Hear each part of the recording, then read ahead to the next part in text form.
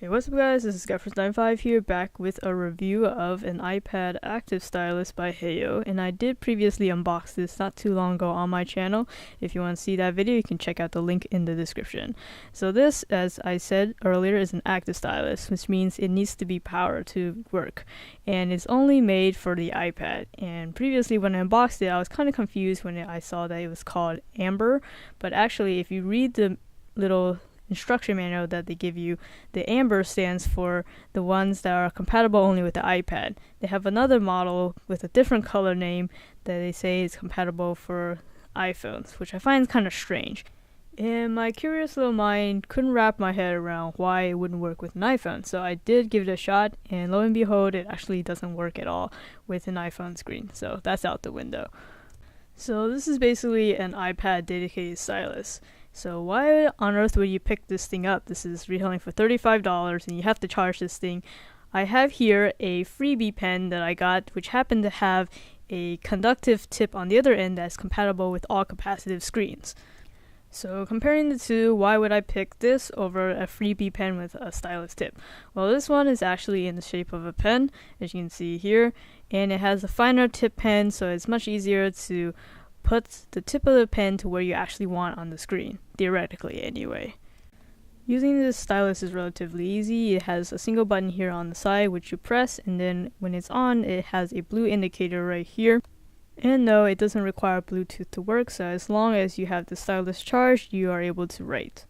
So I then started testing these two styli on my iPad and see if I could justify that $35 price tag. So here I am just writing some stuff out using the pen and also drawing some items here. And while I was doing so, I noticed that there was quite a bit of resistance against the screen with the tip of the pen. I then did the same procedure with the freebie pen that I got, and I found that it was actually a much smoother writing experience because of the material of the stylus rubber tip as opposed to the one on the Heiyo active stylus. As you can see, I'm able to draw figures much easier and to about the same degree of accuracy. Oh, and I should also mention that I'm testing this out on my iPad Air 2, so this is not a Pro model, which means it's not able to be compatible with Apple's Pencil, which offers very little latency, which is very impressive if you ever try it out. And speaking of latency, I definitely noticed a considerable lag when using the Heiyo active stylus. So to make my point, I went ahead and did a slow-mo video at 240 frames per second at 720p to show you guys just how laggy this thing is. As you can see, I'm just drawing a very simple spiral here, and when I slow it down, you can clearly see how it lags to where my pen is and when it actually starts showing up on the screen. And I would probably blame this mainly to the material of the stylus tip. It is not smooth. You can clearly feel the friction on this thing. It's clearly going to clip the screen. I don't know why they bothered picking this type of material for their stylus, honestly.